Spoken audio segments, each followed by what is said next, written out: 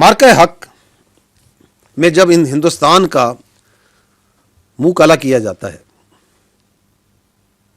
और दुनिया देखती है कि किस तरह पाकिस्तान की अवाम बुनियानो मरसूस बन के पूरी रियासत ना सिर्फ उसके आगे खड़ी होती है बल्कि उसको वो ज़रूरी सबक सिखाती है जो सिखाना ज़रूरी था, तो how then the effort is immediately put by the Indians into the non state actors that is their proxies फितना हिंदुस्तान और फितना खवारिज। तो आपको एक फ्लिप नजर आ रहा है, यहां पे आपको एक सर्ज नजर आ रही है May onward, and the terrorist incidents per month rise up to 540 और बेस ऑफ ऑपरेशन क्या है? अफगानिस्तान।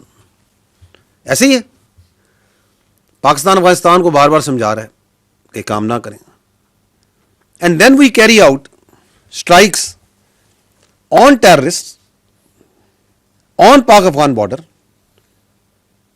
अक्टूबर की बात कर रहा हूं मैं। We carry out strikes on terrorist on Pak Afghan border, not on Afghan Taliban, not on their post,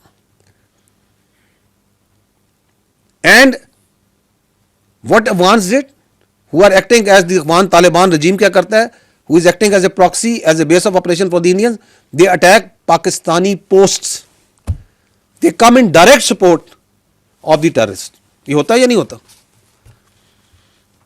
तो फिर जो जरूरी था वहां पे वो भी रियासत पाकिस्तान ने किया या नहीं किया?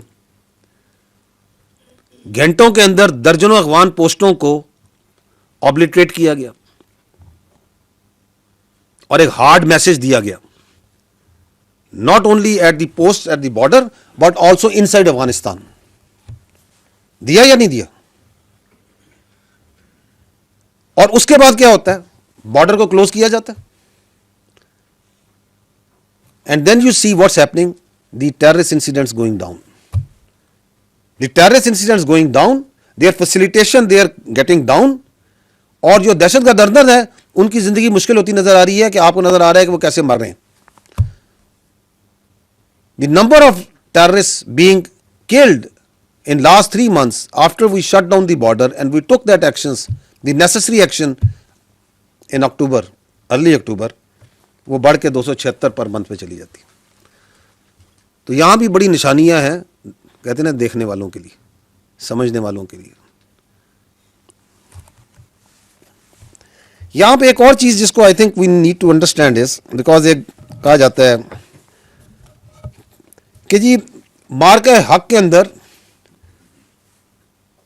जो हिंदुस्तान ने ऑपरेशन सिंदूर किया, कुछ गुमराह किस्म की आवाजें ये कहती हैं कि अगर वो यहां पे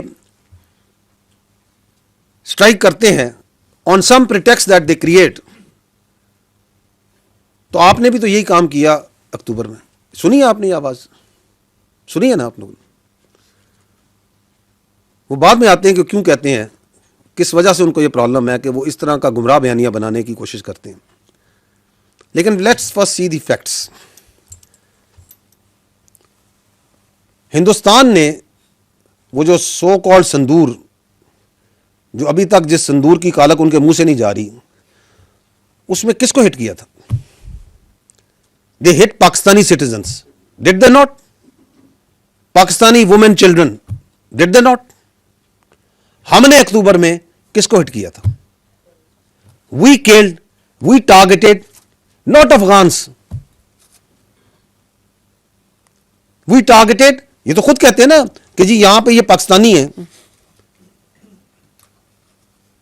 वी टारगेटेड ओन सिटीजन्स जो कि पाकिस्तान वहां पे दहशतगर्दी में पाकिस्तान में मुलव्वस हैं और वहां मौजूद हैं, उनकी वहां पे तरबियत गाहें हैं, उनके सेंटर्स हैं, जो हमें पता था कि यहां पे ये मौजूद है। ये टीटीपी है, क्या कहते हैं? टीटीपी।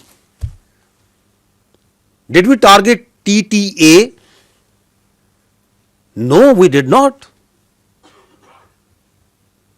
यह हक सिर्फ रियासत पाकिस्तान का है, किसी और का नहीं है कि वो अपने आईन और कानून के मुताबिक अपने शहरियों को सजा दे या जजा दे।